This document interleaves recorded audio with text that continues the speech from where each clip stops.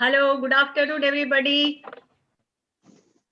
Myself, Chetna Rajaguru, welcome you all on 5th day of national level lecture series conducted by Dr. Sharad Kale, sir.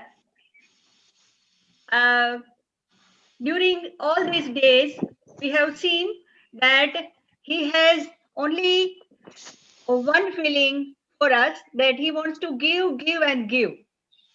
So all of his treasure he wants to give to us. So we are fortunate enough to get all this knowledge from him, and we should be very lucky enough to have him here with us to share all the scientific knowledge in detail.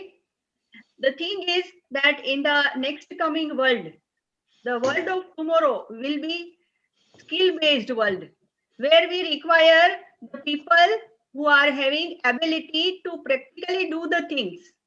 So here, the connectivity we get from Kale sir when he is teaching us that how can we relate the knowledge of science to the day-to-day routine and to the course of our life. Kale sir is the person who says everything in such a palatable way that we can never forget anything. For example, we talk about the thing that Augustino Bassi. Are we able to forget his name now in our life? No.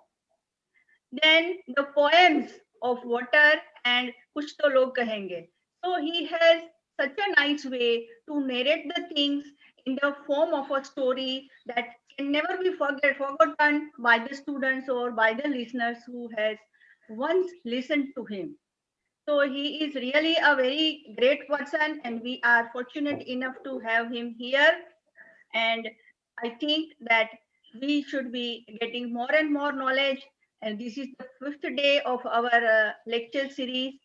So now let us start with Dr. Kale sir. Over to Kale sir. Thank you very much, Chetna madam, for nice words. Thank you, Valentina, for being there all these dates. And it's nice of all of you to say a few good words about me. Well, I'm trying to do only my duty that a scientist is supposed to inform the society about the good and bad of things which are happening around us, and it's up to the society whether they want to listen to him or not. So I'll begin today's talk with another poem of mine. The poem is Sukshma Jeevon Ki Duniya. Sukshma Jeevon Ki Duniya. This because we are talking about microbiology and biotechnology.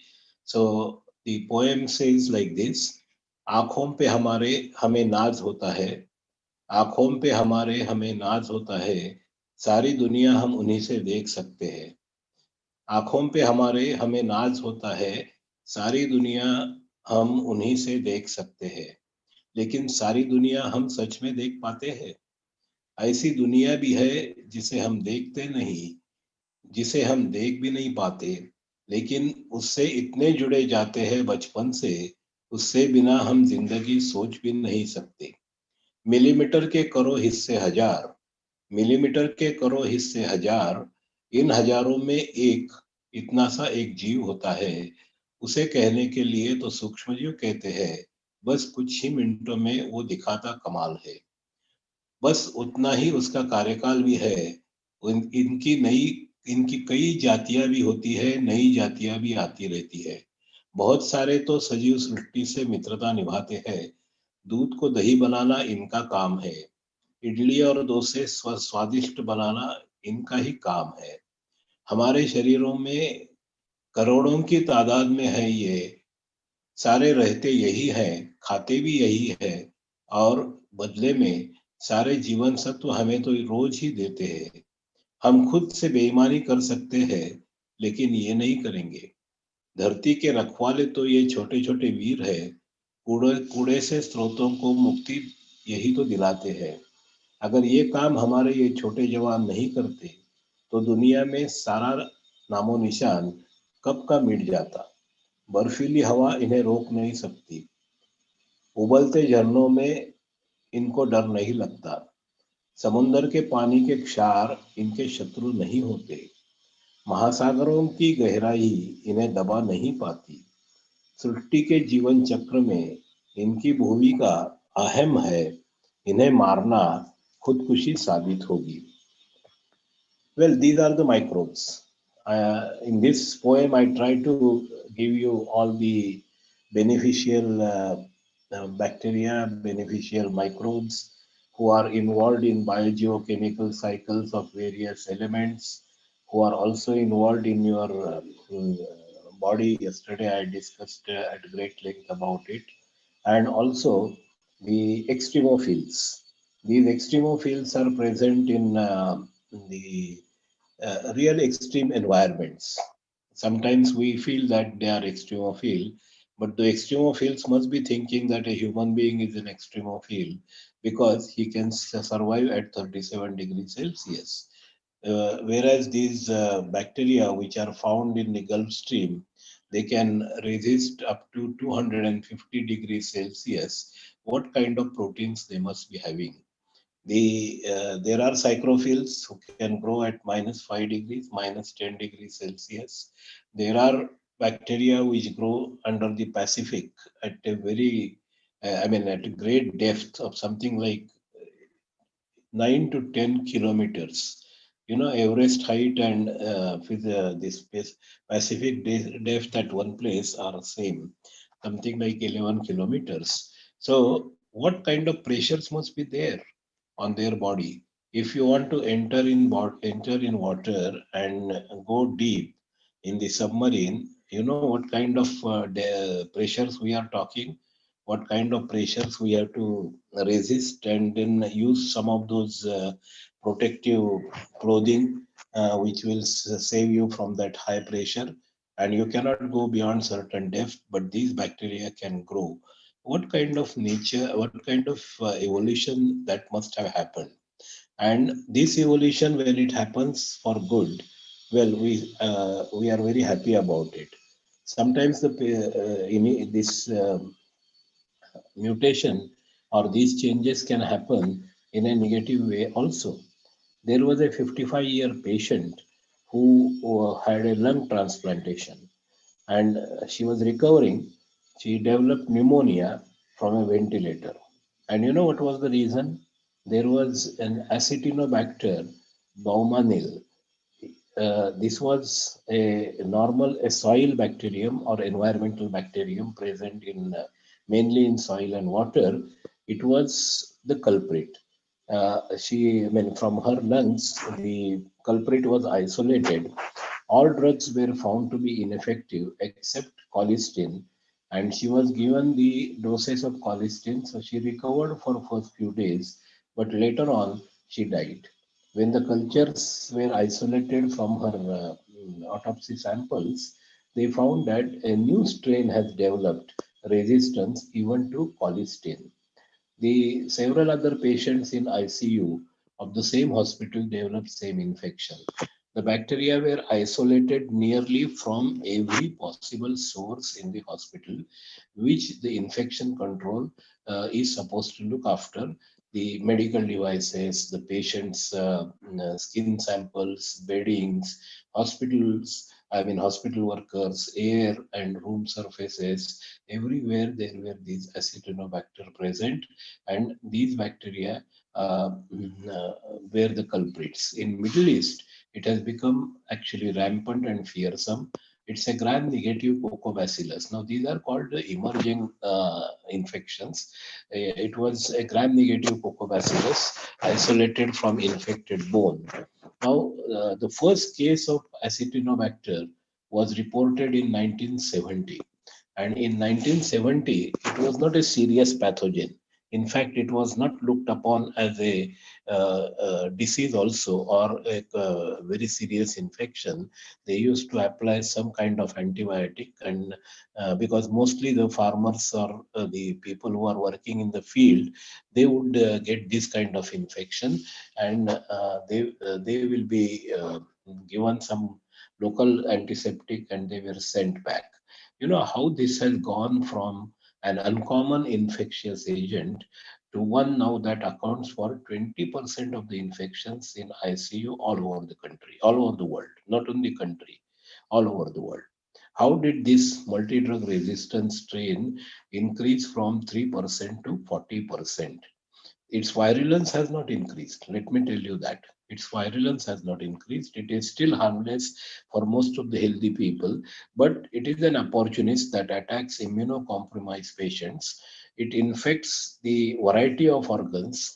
There are four probably reasons for the evolution into such multi-drug resistance, which the experts suppose they be thinking the widespread distribution of this bacterium in environment. Acinetobacter is one of the largest uh, presence in the environment. So its availability is everywhere. The second is the drug-rich environment in the hospital. There are drugs everywhere in the hospital that you know.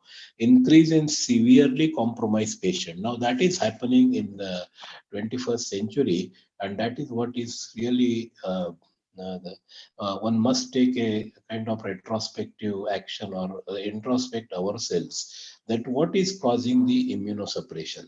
One of the reasons is, of course, is very closely related to your diet. What are you eating? What are you eating every day? Are you eating healthy food or you are eating junk food? The junk food is directly proportional to the immunosuppression in later life. Please take this seriously and make sure that you are eating a balanced diet in your daily. Occasionally eat pizza, occasionally eat these samosas or these bhel puri. It is fine, but don't make it as a habit. Don't make it as a habit that you should eat these fast foods within 2 minutes. These things are cooked. Probably the type of chemicals which are added into this are making it tasty, no doubt about it. Many of these fast foods are very tasty. In fact, there are, I mean, you talk about that in this shop, you get an excellent pani puri. In that shop, you get excellent dahi vada. So all these eating joints are very famous, but to make it attractive, to make it consistency in the taste, which they say that it is their monopoly, what they are adding into that, what kind of uh, mm, chemicals are added to preserve it longer, we are not really aware. Whereas your homemade food is going to be one of the best for you because you know what is there and you know what is good for your body. So making the food at home and eating healthy food is one of the ways to avoid the immunosuppression which can follow in the later generation. And the fourth reason is that pathogens extreme genetic adaptability to challenges from the new drugs. Now this comes from the genetics. To probably tomorrow I will explain some of those factors because today I have planned something else. But just to tell you something very interesting about the genetics part of it is that there was one gene, one protein theory. Long ago, when when I was a young student, this theory was quite common that one gene will code for one protein. But when Human Genome Project revealed that the human body has 90,000 proteins and there are only 21,000 genes. Actually, people or scientists were expecting that there will be 90,000 genes because there are 90,000 proteins. But on the other hand, when actual results came, people were so surprised. 21,000 genes are present. There are exons and introns. You are aware of what I'm talking. So, in that gene of a human being, and these exons, and this is where the probably one gene is coding for 3 to 4 proteins. We don't know for how many more because right now we have isolated 90,000 proteins. I mean, maybe our bioinformatics has predicted that these are the 90,000 proteins which are present, but the science has not ended. It has not given a full stop to the R&D that only 90,000 proteins are there. So these alternate splicing must be happening. One exon is used at a time. The second time, this I mean, gene is same. It may use one exon, then use another exon. These permutation combinations, and you know what is permutation combination? In probability, you might have learned probably that if you toss a coin, you can get either head or tail. So you say probability is half. Now, if you consider these 21,000 genes and their exons and the alternate splicing, well, the huge combination of proteins is also possible. So think from that angle, and this gene editing is not that easy. Uh, Nature is doing wonderful job by keeping this gene editing under control. And tomorrow I will discuss some of the pluses and minuses of the genetically modified food, genetically engineered materials, because that is going to be the future. And I am sure there will be a lot of confusion in your minds. It's not that I will be able to remove that confusion. In fact, I may add to some of the confusion in some of you, but I will try to discuss this issue tomorrow. Tomorrow will be our last lecture. Today, I thought that because this infection control, and I brought out that topic of acetinobacter, let us talk of how to avoid the infection controls, and how to make sure that the life is how to make sure that life is always following. See, sometimes you say that a particular person is disciplined. You say that Germans are very punctual. They are particular about.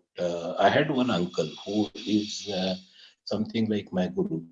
He was a railway driver, and he was known in the entire railway circle as right time driver, and he was also known as Hari Hari driver because he used to say always Hari Hari. But he, more than that, he was famous for right time. Right time. His train never came late. It's a record in railway history that if he had got 2 hours late, the train was 2 hours late. It will reach at destination only 2 hours late. It will never. Normally, you say that the train is late, then it keeps on becoming late and late and late, because then it is neglected at every station. But how he managed his 38 years of career, he never brought any train late by 1 minute than what was. In fact, he was discussed in Lok Sabha when there was a particular problem in Mumbai Pune local. I mean, Lonavala Pune local, it was always coming late, and there were riots. There were people were rampantly burning the train because they were very unhappy with the situation. So in Lok Sabha, railway minister was advised his general manager in this central railway to find out a good driver, and they found out that right time driver is good. Next 1 year, there was this local was never late. Now, this is what is called a good laboratory practice, or this is what is exactly expected of a person, that when he enters in laboratory, what is that? How is that? In some housewives, if you see, the kitchen is so beautifully kept clean, neat. There are no cockroaches, there are no ants. Everything is arranged properly. Now, how does that she manages it? Some houses it is lying in such a manner that it's very difficult even for her to locate where the things are. So these are the two extremes, and these two extremes are mainly because there are good kitchen practices which are being followed in one house, and there are bad kitchen practices or were not supported by the other members of the house, and that's why they are bad kitchen practices. Similarly, there are good laboratory practices. In Germany, I had occasion to spend some time in Germany, and there are PhD theses which have to tell that they are going to adopt to GLP. that is good laboratory practices. And if they adapt to GLP, their data are checked in the midnight. Sometimes the committee members will call in the midnight, I want to check your data, and you have to give that data, and they do that. I'm not joking. They sometimes, because this is only to make sure that a surprise check of the experiments which are being performed by the students is monitored by a committee. And if the student is observed 24 hours, how he is working, how he is pipetting out, how he is, if he is washing his hands while entering or not, whether he is using the laboratory gown, apron, once he is inside the laboratory, all these things are observed. More than that, see, these are at least only the behavioral things, but they are not really only after behavioral things. What are they after is more after the procedures which he is following, whether he is interpreting data correctly. Sometimes I find that in laboratories, the always the standard curve will come exactly in a straight line manner. I find, I really ask a question that how is that you get such a straight line in your lab when your instrument is not going to be 100% accurate? Uh, but since we know that this is a straight line curve, the tendency is to approximate. I'm not saying there is a dishonesty, but we try to approximate our results in and interpretations of these results, so that and this is called as bias. See, in statistics, I'm going to discuss this as a statistics only, because what good laboratory practices is only the statistical practices. So bias should not be there. You should never have a bias in your mind that I am doing this and I am going to get results. And that is why when you are designing an experiment, you should have a null hypothesis.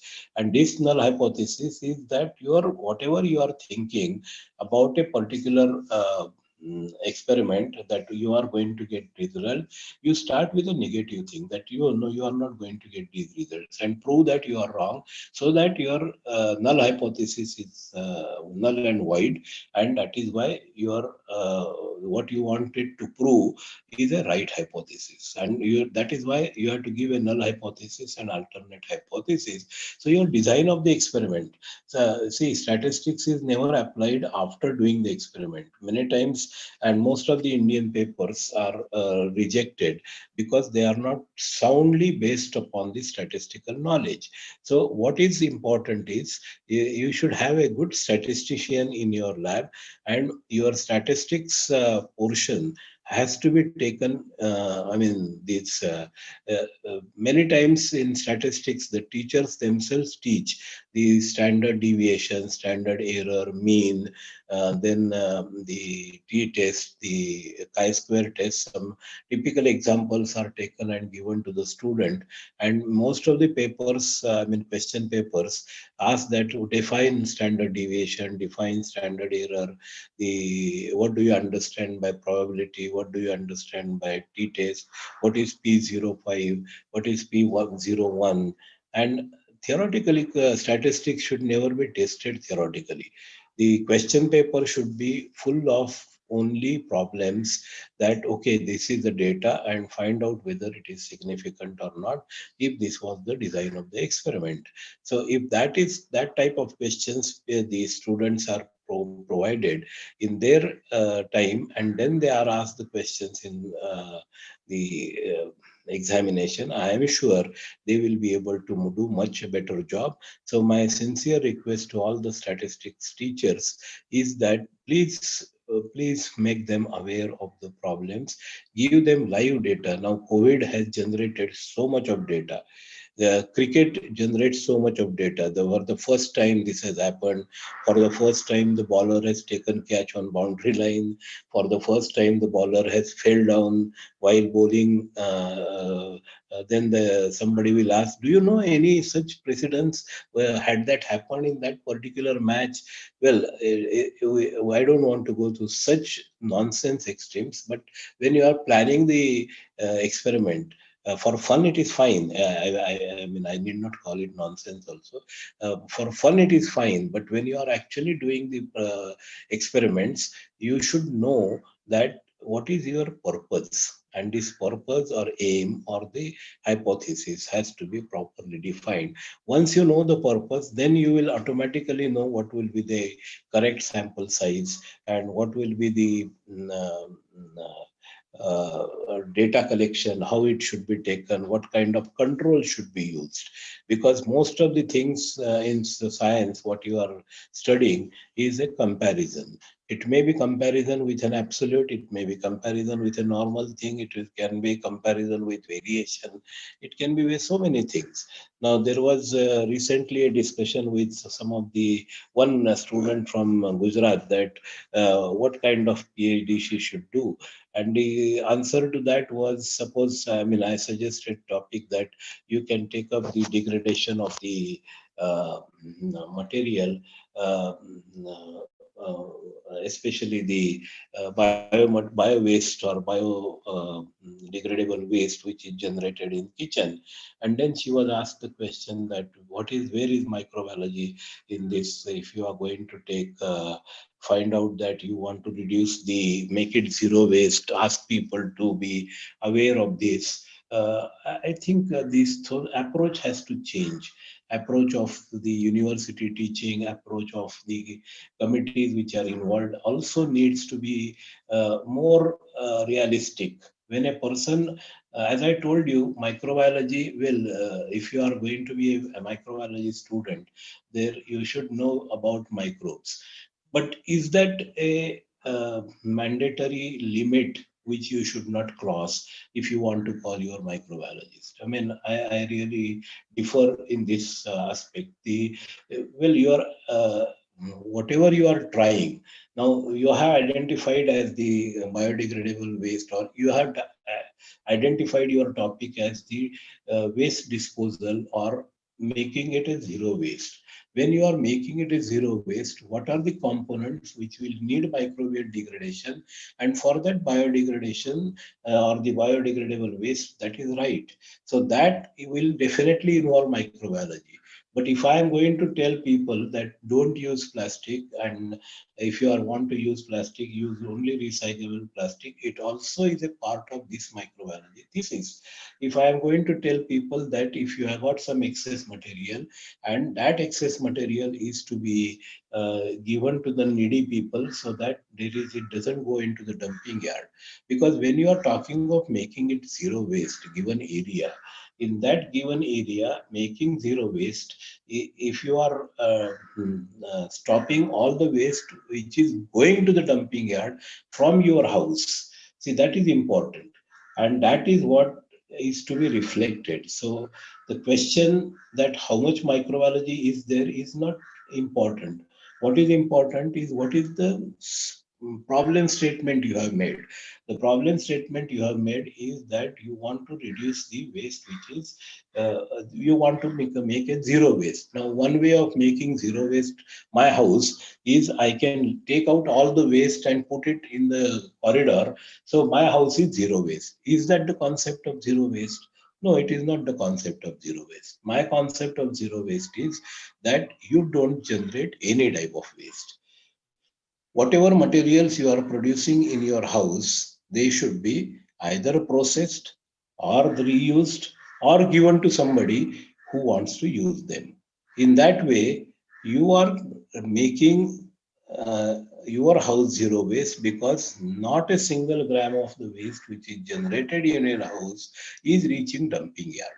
So making the establishment, making university, making house zero waste, my simple contention will be that you develop such methods where you will teach yourself not to call anything as waste. Because if you are if you are throwing food in your thali, I think that's a big insult you are doing to the human Mother Earth. You are doing a huge insult to your mother or your wife who is making that food, and you are making a huge insult to the kisan, the farmer. So isn't it a way of teaching students, or may this isn't it a part of thesis, that how to make this habit of throwing food to be stopped? So it becomes a part of thesis. So whether it's a microbiology or not, it's definitely, and this is what is called doctor of philosophy. The philosophy is the adaptability of the, I mean, is the solution of the problem, looking at the adaptability. What problems are there, what problem you have generated, whether the problem is solving the problem, any environmental problems, is that problem who is going to getting answers to tackle the difficulties faced by people around you, by the society, by patients, by end users. So that is what is important, that is philosophy. And if this philosophy is followed, then you can fit in any problem in any subject.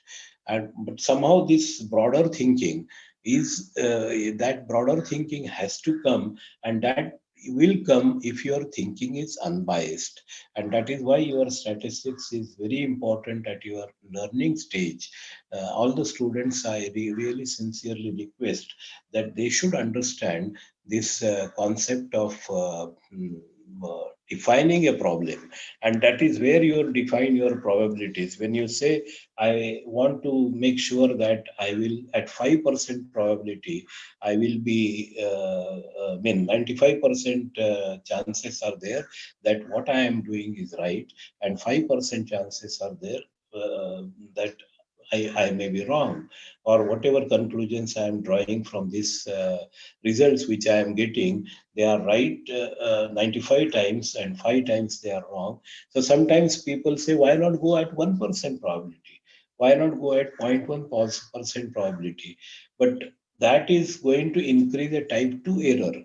And this is the difficulty with the society, that while being excellence, you are trying to go at a extreme level of excellence, you are creating a type 2 error. If you are going to be insistent upon the high discipline in the house without considering the sentiments of the person who is receiving it, and you are always criticizing, then there is a chance that there will be a revolution. So to avoid that revolution, you will have to have a middle path. That 95% path you will have to take. Well, you may be wrong, and that wrong can be corrected. So if you can give the, I mean, the conditions which are responsible for these errors while defining your thesis, 95% probability, then your thesis becomes complete. But if you are in an attempt to go for excellence, if you are increasing type 2 error, then that error can be very bad when it really happens, because then 99% times you are going to be wrong. So don't try to I mean, there are places where you should do that.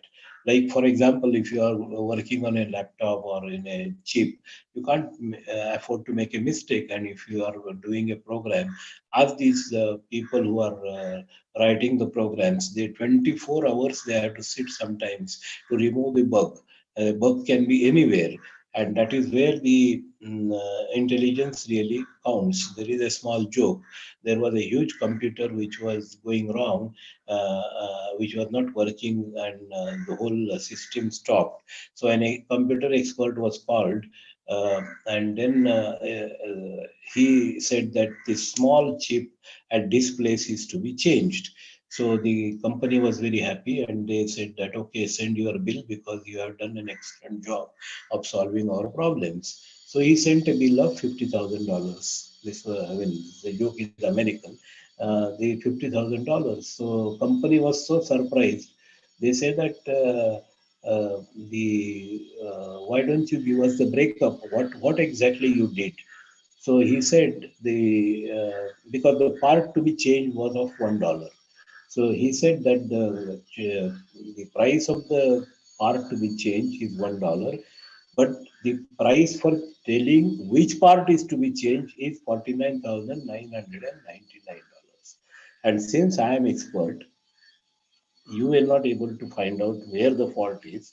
I have found where the fault is. So you have to pay my fees. That is $49,999 is my fees to tell which part is to be changed. And that is, my dear friends, is good laboratory practice. That is, you should be aware. You should be aware what type of instrument you are using. You should be aware of what type of reagents are using. You should know what are the various classifications of reagents, the laboratory reagent, LR grade, analytical reagent, extra pure, HPLC quality, spectral grade. Why all these are necessary? These are necessary because when you are trying to do an experiment, you don't want to include a third factor which is in the form of impurity. And if that impurity is present, you will actually are getting going to get effect of effect that you effect, and that effect of effect you are not studying, you are studying only effect of one thing. So that is why what kind of then this information to you is essential. If you are using a concentrated nitric acid or concentrated hydrochloric acid in your laboratory, you should be aware of what is the normality of that, what is the molarity of that. If it is a commercial grade concentrated HCl, it is around 16 normal. If it is a H2, H2SO4, what it will be? What is the molarity of pure water? Have you tried to answer if I ask a question, what is the molarity of pure water? Water की molarity कैसे हो सकती है, sir? That's what people student ask me the question. But what is the definition of molarity? Number of moles present in 1 liter of a solution. So if you are talking of water, the water has the molecular weight 18, and 1000 divided by 18 will be the, that is something like 55.5 is the molarity of distilled water. This is the, if your concept of molarity is clear, you will never confused. You will never get confused. You will get confused if your concept of molarity is not is not clear. The one I often ask students question: what is the weight of 1 milligram? What is the volume of 1 milligram water? And then they get confused. They start telling 1 milligram will be 1 ml.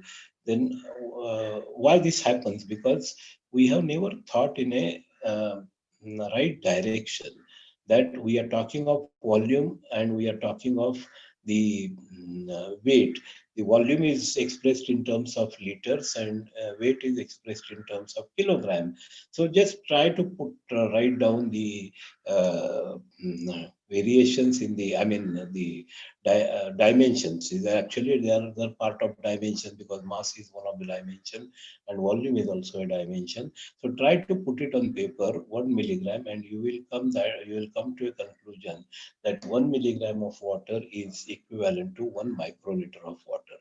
When you are using a balance, is your balance uh,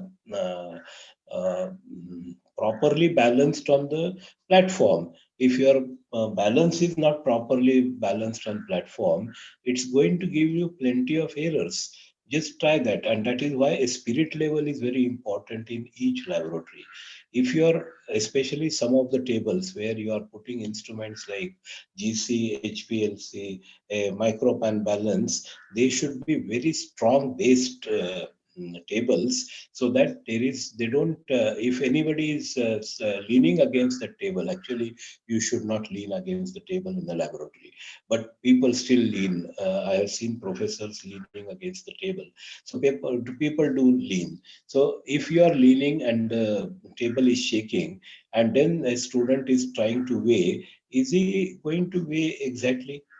Even if it is a platform, your platform of the table is very nicely balanced as far as the spirit level is concerned.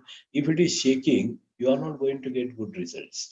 If it is tilted, if it is slanting, so make a habit of checking these spirit with the help of spirit level.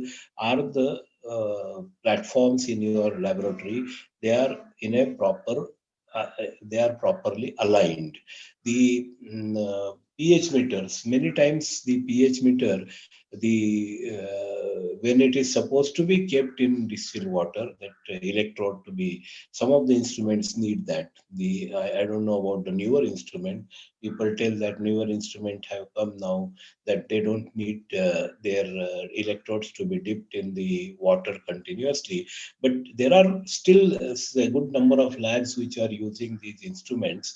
So they must be aware that this electrode is to be dipped in distilled water. That distilled water is never replaced till it is getting evaporated. While getting evaporated, there is a lot of fungus growing there. Some of the fungus actually is going on electrode, and you are trying to adjust the pH with that type of pH meter. Is it right? Is the question you have to ask. Is my pH meter right before I take the pH reading? So please make sure that the instrumentation what you are using is right. As I told you, microscope, you can have a minimum resolution, I mean a maximum resolution and minimum resolution if your microscope is in good condition. So the any sensitivity of the instrument or any limit of the instrument will be decided by the upkeep of the instrument. And who is doing that upkeep of instrument? When instrument is bought in the laboratory, well, it is my instrument. It should not be used by others. That should be a completely stopped. This type of mentality that the instrument belongs to me. It doesn't belong to you. It belongs to the institute. If you are in a, by way of virtue of you are being in the institute, you indented that instrument. It doesn't become your instrument at all. Even if the project is given to you and you have earned the project money, after that also the instrument belongs to the institute, because you got the project because you are working in that institute and looking at the infrastructure of the institute. The project funding authorities have given you the project. Don't never forget that. So an instrument has to be 24 hours locked. I will prefer that the second instrument should not be bought unless the first instrument is working correctly and working for 24 hours. If it is not possible for a institute to be open for 24 hours, well, you can always make an exception for that and make sure that the instrument is used for at least 8 or 10 hours a day, and all 6 days or 7 days or 5 days of week which you are working. And if it is really loaded like that, then you can buy second instrument. Unfortunately, the Indian universities and colleges, and even in some of those national research institute, in many times the instruments are not effectively used. And I feel that if instrument is not effectively used, we are not making proper justice to the public funding which we are receiving, because we do get all this funding from the public money, from the income tax which people pay, and all the research grants are coming from there. So make sure that you are using that instrument efficiently, maintaining it also. Unattended instruments in the universities, I think if we take somebody can do several theses on this, several PhDs on this, the number of instruments which are not working, not functioning. And you know that many of these instruments are very expensive. I find that every lab has got a PCR, RT-PCR. But are you really contributing to the COVID test? Have you offered at least to do the COVID test in your laboratory? At least you can take up these things which are not like sewage samples. You can collect and use that your RT-PCR for identifying whether there is any COVID DNA in COVID RNA in that sewage sample. If you have done that, yes, then you are attentive, then your antennas are sensitive to the society for which you are working. So please remove this habit of having my instrument. You always should say our instrument. When you buy a microwave oven in your house, that microwave oven is not only for the housewife. She warms everything for the family, and then the family enjoys the fruits. So the microwave oven belongs to not to her. So if there is something difficult in that or something error in that, I think it should be immediately attended to the other people who have got enough time to do that in the house, either husband or daughters or sons, who can take up the matter. अरे ये ऐसा idle नहीं पड़ना रहना चाहिए. We must try to get repaired. So maintaining the instrument, maintaining a common room. I will prefer that the university should have the common instrument room. If the common instruments rooms are there, the R&D becomes far more effective, because then there will be a single technician attending to that, and it will not be anybody's monopoly. He has to put it in a log that I want to use this instrument from such and such time, and then it becomes a property of institute. There is nobody really, sometimes people bother about annual maintenance contract also. When you are in a project, you must make sure that during the project time at least ask for those annual maintenance funds. I sometimes sit in some of these funding committees, and when the projects come to us, we said that there is nothing asked for AMC. Who is going to pay for AMC? Because these instruments like gas chromatograph, the high pressure liquid chromatograph, the uh, FTIR, NMR, the analytical instruments, which are costing something like 10 lakhs, 20 lakhs, atomic absorption spectrophotometer, these multivalent spectrophotometers. So many instruments are there now, and CHN analyzers are there. Uh, every day you find new instruments coming, which are costing something like 10 lakhs, 20 lakhs, 30 lakhs, 40 lakhs, even crores. Some of these electron microscope, the transmission electron microscope, can be in terms of crores. So when you are buying such uh, costly instruments and such important instruments, from which you, and finally your judgment should be how many papers are published using this instrument. That has to be there, that has to be in the institutes, say, to give that bonus, to give that intensive, I mean, they call it incentive to the people, that is your instrument used for publishing a paper or not. If it is not, incentive should not be given, because that is what the instrument was bought for. So make, when you are doing this, well, teaching is one reason why you are taught some 100 students, it is justified, but always it is not used for 100 student teaching, and then it is not used for R&D also, then it's a problem. So make sure that, because once very nice question was asked by one students when I was referring to uh, wastage of electricity and asked them to switch off light. So then the smart girl stood up and said, sir आप इतना चौक इस्तेमाल कर रहे हो board पे लिखने के लिए, वो चौक भी तो वेस्ट हो रहा है. Then I had to tell her, बेटा वो चौक वेस्ट हो रहा है, ये शब्द मुझे मंजूर नहीं है, क्योंकि ये चौक से मैंने जो कुछ टेबल पे लिखा, ब्लैक बोर्ड पे लिखा, आपके दिमाग में गया ना, उस आपको कुछ समझा कि नहीं, तो उसका मतलब चौक का वही था. तो वो चौक का यूटिलाइजेशन था. So how that utilization is, that is important, and for that, if it is getting reduced, finally getting reduction, I mean, reduction is the law of nature. Our body is also getting degenerated uh, day by day as it is growing also. So these are parts of nature. So don't call it as waste. You say that it is utilized. The chalk was, if I use that chalk to throw at you or hit you with that, then it's a wrong usage of that. But if the same chalk I am writing and trying to explain things to you, explain a ray diagram or explain a flow diagram to you, trying to tell how the flow takes place, isn't it a proper use of, similarly, of papers? Paper, when I say that paper should be saved, that doesn't mean you should not write. When it is needed, when a report is to be written, you have to write it on paper.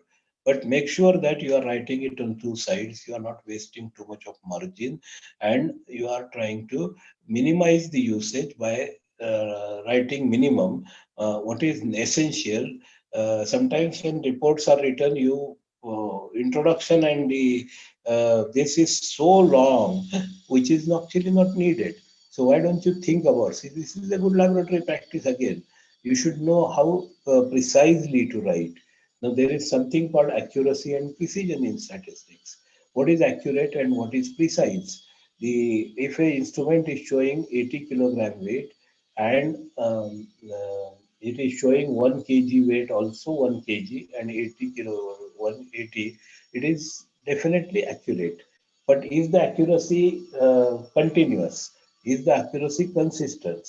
Or there could be an error. There could be an error of say zero point 0.1 kg when you are talking of a balance of say 1 to 100 kg or 1 to 200 kg. There is a possible error of zero point 0.5 kg. So, but is the error increasing? Is the error decreasing? If the error is going to be constant, then okay, you can take the instrument as precise. You know the definite error of that instrument, and you can say that okay, plus or minus zero point 0.5 will be my weight when I stand on this balance, or weight of this particular commodity when you put that commodity on the balance. And that is what is, so what we need is more precise instruments. But that doesn't mean the precision should filter in your day-to-day life, that I am supposed to come at 9 o'clock. I can come plus or minus 10 minutes. That is not permitted. You have to come at 9. So that time you should be accurate. So accuracy and precision is finally decided by your Nirakshira Vivek, your conscience, that where to apply accuracy and where to apply precision. Similarly, when you are collecting data, what number of samples, what conclusion you want to draw? You want to draw a conclusion only for a particular locality, or you want to draw a conclusion on a universal level, or a national level, or on a particular continental level? Then it will depend upon the data size, or the sample size will depend upon that. So make sure of that. Make sure of your design of the experiment. Make sure that your instruments are running properly. Understand the instrument. Now, if you, I will take one example or two examples. I will take an example of the liquid scintillation counter, for example. Those who know, who have done beta counting, they know what is a liquid scintillation counter. You put a sample in a vial which has got a scintillation liquid. Now, scintillation liquid kitna lena hai? If you are taking 15 ml of scintillation liquid, and if you are getting, you are putting 10 ml of scintillation liquid, 5 ml of scintillation liquid, 1 ml of scintillation liquid. So, which you should choose? You should choose a minimum which will give maximum results, and that is around 10 ml. So, tell this you should know. I have seen many labs using 15 ml of scintillation liquid. Now, scintillation liquid contains xylene. Scintillation liquid contains the PPO, that is 2,4-diphenyl oxazole, and it also contains a secondary fluorescent substance called POPOP. These are very expensive things. If you are going to use 15 ml of scintillation liquid in each vial, how much of money you are wasting? If you, the same thing can be done with 10 ml. So this is where you are probably in kitchen also. How much oil should be added to put to make a substance tasty? If you add more oil, well, it will be tasty, but really that oil is not needed. So you can decide which is the. If you know this, then estimating the amount of liquid in the scintillation vial will not be difficult for you. So once you decide that, you should keep that vial completely closed. Lid should be closed, because you are putting it a tray which is a what you could call as the conveyance tray. This which is there on your airports. The conveyor belts. So a conveyor system is maintained in your liquid scintillation counter, which is going to take your samples forward. Now, if your vial is not having a lid which is tightly closed, you are dealing with radioactive substance, there can be a spillage. I have worked with 3 liquid scintillation counters in my life, and 2 of them were spoiled because of this. This lead was not tightened after telling several times. When you are using hand gloves in the lab, you protect yourself. But do you really protect yourself? That's the question I will like to ask. And even today, with a lot of medical emergencies are coming, people are wearing clothes. Uh, uh, just imagine what is the good laboratory practice of using gloves. If you are using gloves, then are you going to go and open the door with the gloved handle? I mean, gloved hand. If you are doing that, you are making a big mistake, because maybe you are protecting yourself, but next time when you are going without any hand gloves and you are touching that handle, you are likely to get a coronavirus, because morning you touched your handle with this glove which had actually corona on that, and then that corona got transferred to the handle, and now next time you are opening the door without your hand gloves on, so that is going to touch your nose, you are likely to get infected, and you will say that अरे उस दिन उस समय मैं corona virus के साथ वो pathology कर रहा था, that time I was wearing clothes, still how did I get it? You got it because next time you touched your hand door handle with that gloved hand, and that's what radioactivity people do the mistake. They will be working in their lab with P32, with tritium, with C14, with S35, and then they will bring the samples in the liquid scintillation room, counter room, and they will come with hand gloves. So they will open their laboratory door with the hand gloves on. They will open, if I am having my that liquid scintillation in my room, they will come in my room, open my door handle with that P32 contaminated hand glove, and then keep this, open the scintillation this door where you want to keep inside these vials. You open it with that handle, the touch that handle, you are contaminating all the sequentially everything.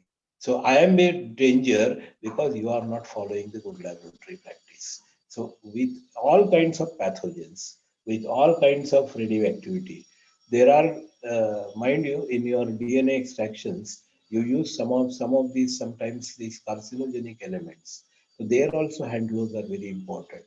And make sure that these, you, while protecting yourself, you are protecting others also. I find this now people are getting more and more. I'm happy about it. Sometimes I call coronavirus as a ishtapatti. Ishtapatti in the sense it's a definitely a not a good thing to happen, but because that good thing has, that bad thing has happened, it has helped in many people in understanding what they were making wrong. And the this portion I am now very particular, that when I tell people to wash their hands with soap, uh, public, how many of us we still eat jarda or these what you can call pan parag and then spit on the road? How many times people must have told you, please don't spit on the road? You still find people spitting on the road. It's not a good laboratory practice. It's not a good life practice. It's one of the worst life practices. You sneeze in the public without handkerchief. These days, people will beat you because they are aware that you may be transferring coronavirus to them, because now, but public memory is short lived. Let this corona go, again you will start sneezing in public. But if you develop this habit of covering your mouth, your nose with at least with hand, if nothing is available, no handkerchief is available, at least with your hand, and go and wash your hands, you are likely to protect yourself and protect others also.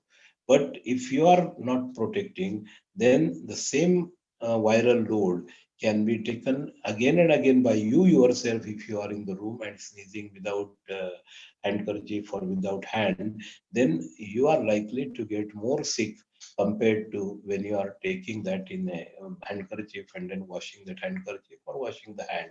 So I am happy that this coronavirus you are all covered your and please remain. In fact, I will go to a step ahead and tell you that your healthy lifestyle should include mask whenever you are going out, because still India, because of the weather, the tropical weather in our country, we have got the windy conditions and the soil is plenty in our country, because many of our terrains are not really covered with green cover. Many of those things are barren, so a lot of dust particles are there in our atmosphere. If you look at any place, given place, you will find 1 to 5 micron level dust particles in the air, and the number is constantly around a pollution level index. So if you are using that mask, make a practice. Morning, you will find that the roads are being swept by municipality. The roads are swept with those long handled brooms, and they will be so their job is to finish the sweeping. So they are not bothered whether you are walking around or not, because they will get delayed. I don't blame them. That is their job. But isn't it your job to protect yourself? When you are walking around that hole, the dust is coming up, especially in the late winter and early summer. You will find the dust level goes up very heavily in the atmosphere, and then you are breathing that. So I will prefer that you people make a habit of using mask whenever you are going outside, walking on the road, and that will actually bring down the infection levels, not only for corona, but for so many other aerially transmitted diseases like influenza and many other illnesses which are because of the chemicals which are there in the air pollution. There will be your polychlorinated benzenes coming out of your uh, vehicular exhaust.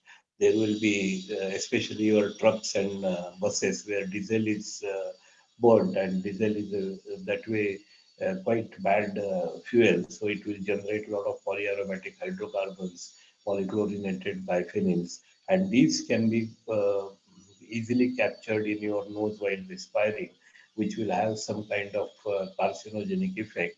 So make sure of using these uh, nose covers. I have decided myself that I will be using it throughout my life whenever I am going to walk on the road, because that is something which I have learned a lesson. Coming back to some of these instrumentation, I have not finished with the instrumentation. I want every lab where you are working in your practice, in your colleges, in your universities, in the medical hospitals, every lab, every instrument should have a on the wall SOP written there. So if any outsider comes, he knows that. I mean, he doesn't. He need not operate it, but he knows the procedure of and why he should know the procedure. He can now be observant enough. If somebody is visiting your lab, suppose in the SOP it is written that the gas knob should be turned off and gas knob is open, he can always question, not to blame you, but to for safety purpose. He should अरे ये knob तो open है, आपने लिखा है ये बंद करना है, तो immediately that sense will come. That's why SOP has to be written on every wall.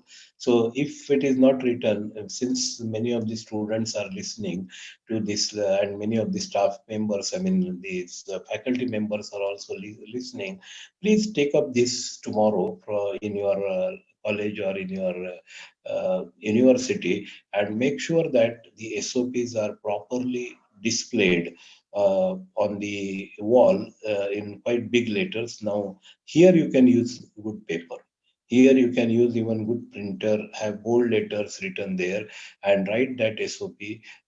Even if it is a, for example, when I tell people that you should take steam, वो steam लेने से sir burn नहीं क्या होगा, तो SOP should be, I try to give a SOP that you take a steamer, then you put your nose and mouth there, make sure that the if your mouth lips are very sensitive to steam, so try to put your hand here, put a cloth on this, and then take steam as much as possible, and only to the level where you can tolerate it. Then you can even switch off, again take.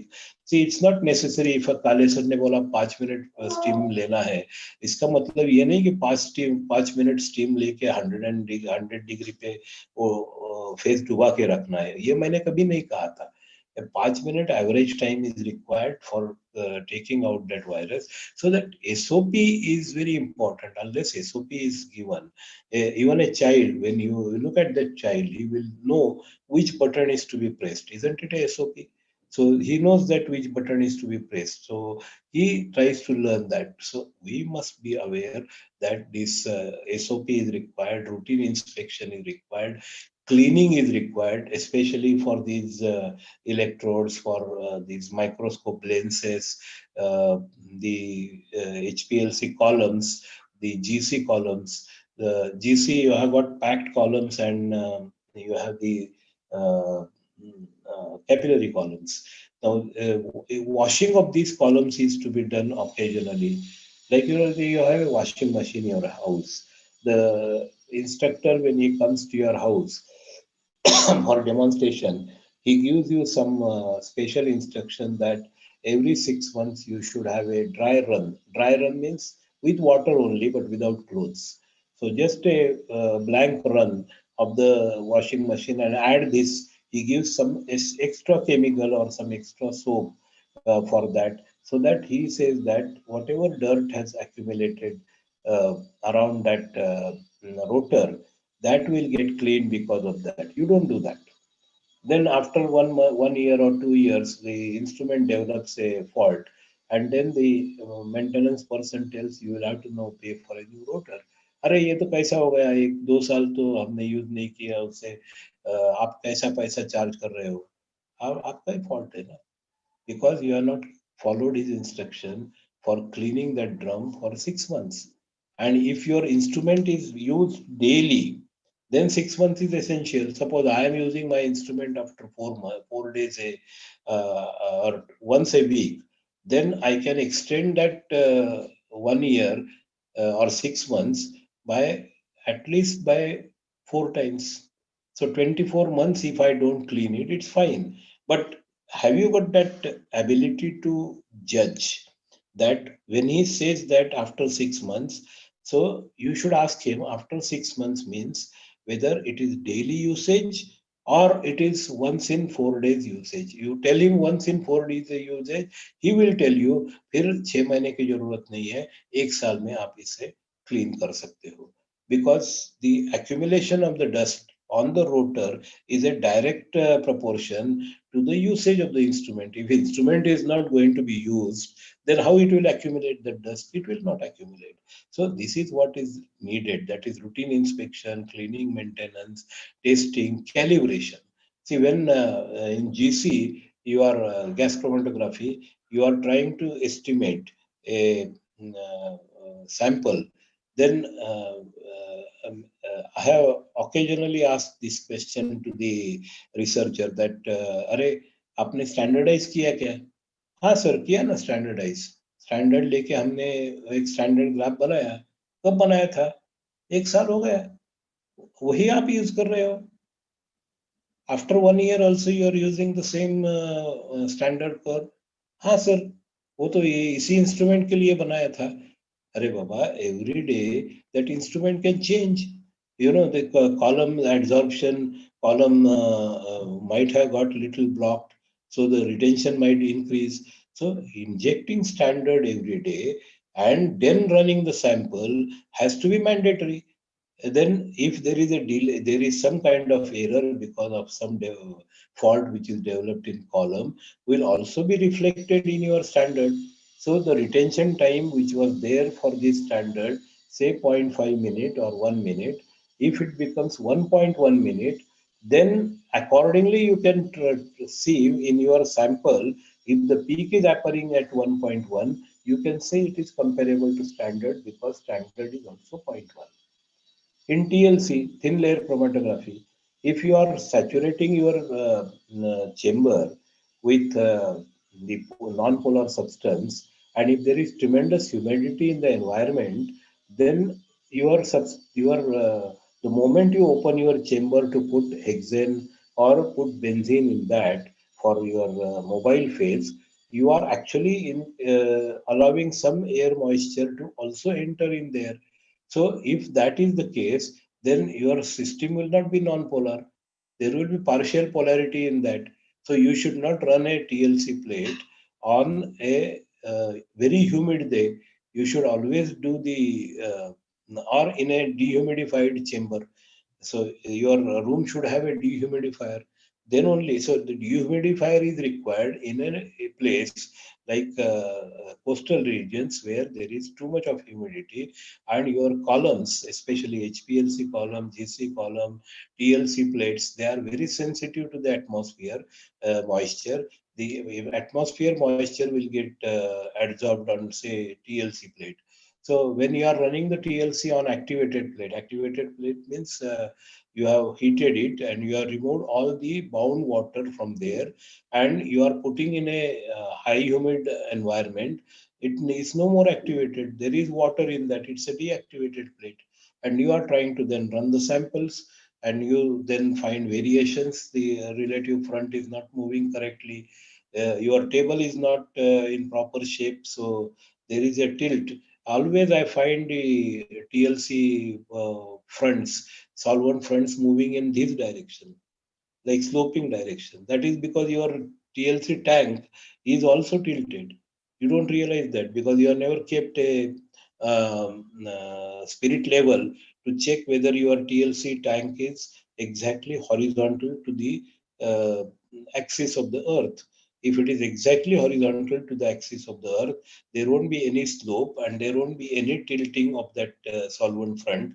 फिर क्या करना, उधर एक ऐसा ऐसा curve आता है, वो कर्व पे यहाँ वो ये डिफरेंस लेके हम RF एडजस्ट करने की कोशिश करते हैं, and their errors are set in, and we feel that we have taken care of that. But if you, in each sample, if you add a standard, then I will agree with it. It is if you in each sample, suppose you have got in anyway in TLC plate, you are supposed to inject standard at one end and the other end. So if you are 20 centimeter, your TLC plate is there, you can have the first standard injected at 3 centimeter and one at the other end of the 3 centimeter. And then in between three spots you are putting of sample, in those samples also you put standard, so that that standard and the sample standards, whatever that sample is, they will have the same retention front, and then these errors will be counteracted. So that is what is important. You should so these are actually the good laboratory practices. If the and this is called standardization. Unless you inject a standard every day, when a GC, HPLC in your spectrophotometer, your atomic absorption spectrophotometer, all kinds of these analytical instruments, they do really need the standardization every day. Then you collect data. While that, you should know the sensitivity of the instrument and the detection limit. What is the detection limit of your instrument? If you are trying to detect something which is beyond the detection limit of a instrument. Now, if you are talk of TLC, you can go up to microgram or sometimes up to nanogram level. If your compound is very sensitive to the fluorescence under UV, you can go up to, but mostly microgram level. If you want to go nanogram level, then you go for GC. If you are looking for something, you should know what is your detector. You should know your column temperature and the detector temperature. Your column temperature should be higher than the detector temperature, because then only your substance will volatilize and then will come to the detector. So all these small things about your instrument, you cannot say that I'm a biologist and I don't understand the instrument. That's very often I find that argument, especially while defending the thesis, sir ये instrument मुझे पता नहीं है, लेकिन ये मैंने ये instrument use करके डेटा क्रिएट किया है. I actually you develop a negative impression about yourself if you say that you don't know instrument. And this is what philosophy, my dear students, this is doctor of philosophy. Doctor of philosophy is not only the subject which you are, that's a very narrow minded thinking. You should have that broad minded thinking. And broad minded thinking here is that whatever you are doing in those 24 hours in lab or those 3 years in your PhD work, you should understand the basics of or the fundamentals of everything what you have done. In gram staining, for example, if you are doing gram staining, taking you take a loop full of the bacteria and put it on slide. The slide is oily. It's creates a negative impression for even for yourself, because it is that you see that it gets something like a oil globule is put on that. That is because your slide is greasy. So your slide should be clean. Your fingertip should not touch that middle of the slide. You hold it. How do you hold the slide? You should hold the slide like this, not like this. ऐसा नहीं slide पकड़ने का बीच में. Then वो जो आपके finger उधर slide में टच कर रहे हैं, आपके फिंगर का थोड़ा सा ऑयल उसमें उतरेगा. And then the smear will not be a good smear. So take the platinum loop, apply the smear, and the water should be पूरा कॉलोनी लेके स्मीयर करते हैं बच्चे. नहीं करना है ऐसे. कॉलोनी लेके स्मीयर नहीं करना है. कॉलोनी पानी में डालना है. Water should be Sterlite. नहीं तो दूसरे बैक्टीरिया जो पानी में है, वो पानी के वो बैक्टीरिया आएंगे, ग्राम पॉजिटिव के नेगेटिव रिजल्ट मिल जाएगा. आपको एक नया रिसर्च करने का आनंद मिलेगा. वो आनंद नहीं है, वो आपकी गलती है. So make sure that the proper sterile water is used for making that smear suspension. Make a smear, pass it over the flame for half a minute in such a manner that you don't cook the bacteria. If you cook the bacteria, they will break. So all the gram character will be lost. So it's just a flash of a flame so that water part gets evaporated without actual heating. And then put your gram stain. You begin with crystal violet or methyl violet, and then without washing, you add iodine on that, and then add alcohol. Now this alcohol should be what percentage? It should be absolute alcohol, or it should be 70% alcohol. If you are using it for disinfection, what should be the percentage of alcohol? All these things you should know.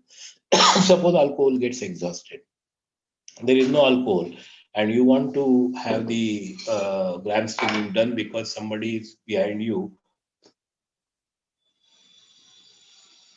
your teacher is behind you and wants the results immediately, and there is no alcohol. So what you do? You can try for acetone, any decolorizing agent. It doesn't really matter. The alcohol or methyl alcohol or acetone, which is there in the lab, so you can use. So you should know what is there, and this why water should not be used for crystal violet washing, because if you use water washing and then try grams iodine, which is a mordant, there won't be any stain to be fixed, because mordant is supposed to fix the stain to the cell membrane. And if there is no crystal violet left because you have washed with water, that's why without washing the slide, you have to first add grams iodine, then add alcohol, so that in case of gram negative bacteria, the stain will come out, and that then they will be stained with safranin or methyl red, whatever you are using as a secondary stain. So this procedure, have you really followed it?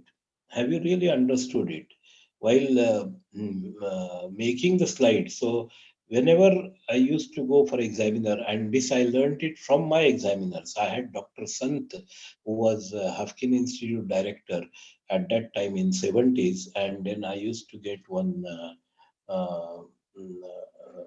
person from Dr. Ghosh from VRC, this virus NRC now, National Research Center, NRV, National Research Center in Virology. They were our examiners, and these examiners were never really looking at the slides. They were watching how the slide is being made, and after the slide is being made, how you describe it. So I never found Dr. Sant or Dr. Ghosh looking at my side through the microscope. that they say, I know what you have done. I was watching you. Tell me what you are seeing in the microscope. And if that was right, then of course marks will be given. If that is wrong, by just saying gram positive or gram negative, uh, or these are rod shaped bacteria, cocobacillus, they will understand whether the person is right or not because they have seen him working. Mm, so, if you are clear in your thinking, if you are clear in your understanding, if you are clear in writing your journals, I find journals being copied from generations to generations.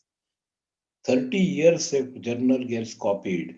Even the pilot reading is same. Even the mistake which is made in pilot reading is also same because nobody has tried to improve it. If one person in the sincerely writes a journal and then his journal is copied by others, that is how our laboratory records are done. My dear students, this is not good. It may be, you may be laughing, you may be, sir, ऐसे ही होता है, सारे school में ऐसा ही चलता है, अभी बदलने का समय आ गया है. Let us change. Why we are not respected in the outside world, especially the European and American world where science is really advanced? Because this basic honesty of doing experiments, getting exact results. See, by doing exact procedure, you are likely to find out a fault in the mistake rather than copying a journal. I will prefer that. If you are making a modification in, say, acid fast staining or capsule staining or negative staining, why it should be only one particular dye, nigrosin, should be used for doing negative staining? Why not use something like black ink? Whether black ink will give the same results? Why not try? Just one slide and try it. And if it works, you can send it as a small note to some journals. They are likely to accept. This is what your eyes should be open. That अरे ये तो नाइग्रोसिन बहुत expensive होता है. Teacher is shouting. Try something which is easily available around you. Well, that kind of variation is possible, but don't try to copy the journals. And by copying the journal, you are making two frauds. One fraud is to yourself because you will never learn, and the other fraud is with institute or university to which you are appearing for the exam. So the first fraud is far more dangerous than the second fraud. Of course, second is also not good, but first is very bad because you will never understand that topic again, and there won't be any opportunity in your lifetime to understand that topic again. That is the major fault or the major error you are making in your life if you are not going to follow these good laboratory practices. The as I told you, a good statistics, a good chemistry background, a good physics background, because these levels, these spirit levels, distilled water, using correct distilled water. I told you yesterday that you can, yesterday or day before, I don't remember, you can use AC water. So what you should do is immediately, some of you should have checked. I was expecting a mail from some of you, sir हमने AC लगाया, पानी correct किया, इसके ये characters है. आसान है वो. टीडीएस, आजकल टीडीएस मीटर मिलते हैं which are easily available on Amazon. I am sure this colleges will have it. pH meters are available. pH paper is also enough. So, but check its pH, check its TDS, check its turbidity, because a spectrophotometer is something needed. Those college faculty can actually should have sent some of the results to me. Sir हमने ये AC water का experiment किया, AC water collect किया, आप जैसे कहते हैं वैसा है या आप जैसे कहते हैं वैसा नहीं है. So there will be some kind of result, and then you will be motivated to use that AC water. If you don't do that experiment, अरे हाँ काले सर ऐसा कुछ बोल रहे थे, देखेंगे करेंगे, जब होगा कोई पूछेगा तब करेंगे. मुझे क्या पड़ी है, मेरे पास डिस्टिल वाटर है, मेरा इलेक्ट्रिसिटी बिल तो डिस्टिलेशन apparatus है, मेरा इलेक्ट्रिसिटी बिल तो कॉलेज पे कर रहा है. Why I should take care of this? Why I should take trouble and attach that take that outlet of the AC, collect the water. I should keep a pure water bottle, I should make an arrangement. वो ऐसी जगह है कि वहां मैं मेरा हाथ नहीं जा सकता. ये सब बहाना है. ये सब बहाने हैं और ये बहाना मत बनाइए. If you are convinced by particular thing, like two or three of the students are making this model, since I'm not saying I'm telling you something great. Well, I'm trying to tell you my life experiences, and I'm trying to tell you where I went wrong. Also, I can confess, yes, I was not like a perfect person. Today also, I never claim that I am a perfect person. There is a lot to learn in this world. Like Einstein yesterday, I told you, there is a lot to learn in the world. So you can never become perfect. But I can tell that I am today better than what I was yesterday. I think that confidence certainly I have got. So if I listen to something, I take up the matter, I check it immediately. If I get a WhatsApp message, I never forward it because I check it on my logic, and most of the time it fails. And if it fails, then I don't send it. If I find something really beautiful, something like from nature, some very good video shot of a waterfall or something which is very exciting, eclipse which is very exciting, probably I will forward that because I am sure of that. But I never send. And why? This is what it's again because we don't have good laboratory practices, good teaching practices, good learning practices in our country. The WhatsApp has dominating our universities, and people are becoming PhDs of WhatsApp University, not of Rajkot University. I will certainly not take it. I want people to be PhDs of Mumbai University, Rajkot University, Pune University, not WhatsApp University. I don't want this WhatsApp culture to be spread in our country. Well, it is a messaging thing, but you have seen the police had to make a rule, make an act that if you are forwarding wrong messages, you will be punished. Why this situation is coming in a learned country? Because we are not acting as per our conscience. If we are acting as per our conscience, if I get a message, if it doesn't suit my thinking, I should stop that. I should eliminate that. I should break the chain. Like breaking the chain of virus is important. Breaking the chain of these nonsense forward also is very important because it is spreading a different kind of virus in the society, and that is a fear virus. Why, what kind of information? Now I get a message these days that second wave is there in the country. I get a message that there is a community spread in the country. No, my dear friends, there is no community spread. I will tell you that. Because if community spread was there in India with a 138 crore population, it will be an unimaginable situation. It is definitely controlled in that hotspots, and if you break the chain in the hotspot, you can certainly win over corona.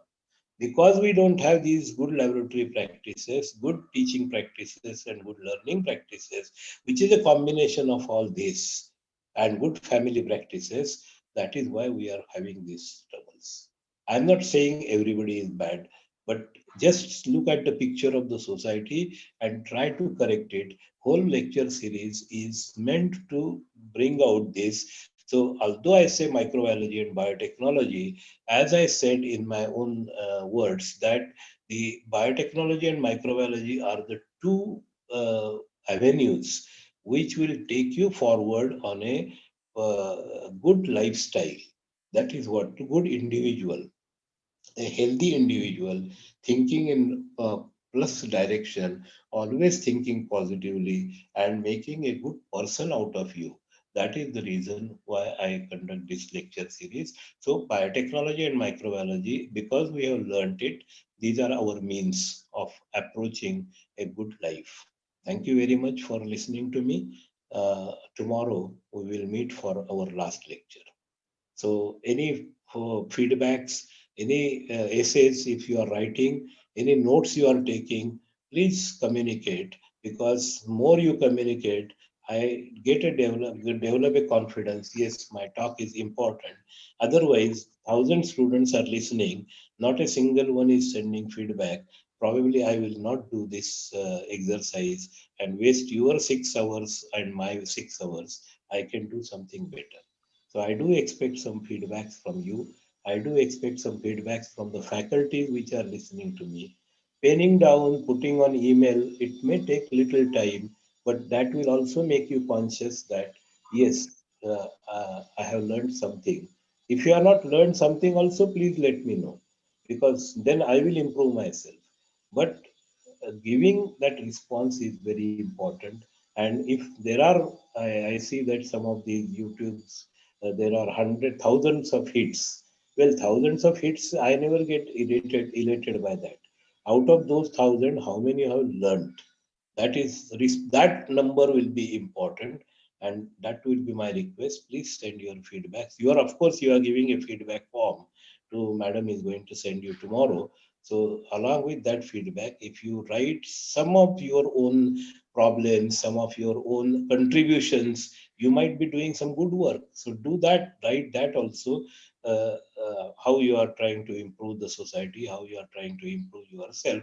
So all kinds of such feedbacks are important. So give me that, I'll be happy. Thank you very much. Thank you very much, sir. Today, we are very much enlightened by Sir Stoke. He told us about so many components related to the science. First, he started with the poem Dharti Ke Rakhwale. It was based on microorganisms, and he also told us that why they should not be eradicated from the world.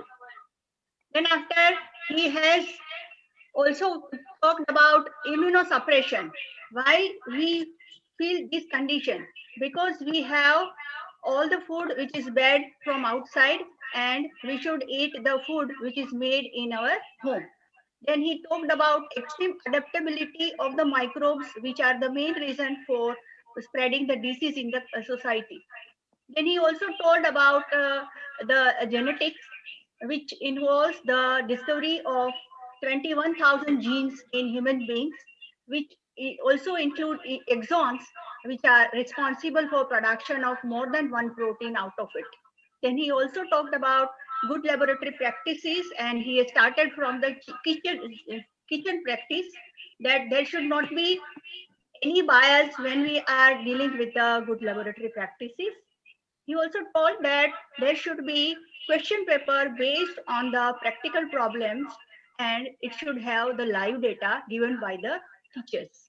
Then he also mentioned the purpose of the research and hypotheses to be understood by the student, which will lead him exactly to the sample collection, data collection, and also about the controls which he has to keep. Then he also mentioned about the approach to be changed for the research.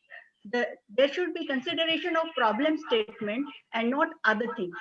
Then he also told that there is insult if we left the food in the kitchen while we are eating. It will be insult to the mother, to the earth, and also to the farmers. So that we should stop completely.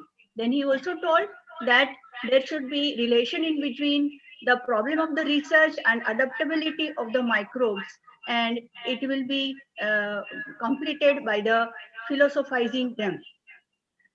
Then he has also told that which part is to be changed. It is the most important thing in machine handling or in the handling of the instruments. So we should know that where the fault is. So that is all which is required by the expert to know. Then he also told that there should not be waste of the material. There should be use of the material. It may be material, it may be any instrument, or it may be anything. Then he also told that there should be machine used efficiently. He has also exemplified by scintillation machines and the presence of carcinogens in the materials. He also told that the social habits should be changed, like speaking, sneezing, sweeping, and if anything happening in our environment which is not properly done, then we should save and protect ourselves. So it will lead to the decrease in the chances of the infection. We should also try to clean the instruments, and we should minimize the errors which we usually find in doing practicals. The basics and fundamentals are very important to understand. For example, he has told that in case of gram staining, how to be uh, done it properly. There should be honesty when we are doing the results. There should not be copying the journals. Otherwise, we will not able to learn properly when we are studying. And study is only for once, and again, you are not going to get the chance in the future. He also told that there should be learning for the lifetime, and there should be need to break the chains of bad thoughts, bad messages, and also of corona. Okay, so he has told so many beautiful things, and sir, we think that now we'll become very greedy to listen to you and to get the things from you and all the concepts to be very clear in our mind when you are talking to us. So I think that in future also we are going to get more and more opportunity to listen to you and correct ourselves. Thank you so much, sir. And हमारे प्रणाम स्वीकार कीजिए. चलो, bye. Thank you. Thank you. Namaste, everybody. See you tomorrow for the 6th day. Thank you so much. Namaste.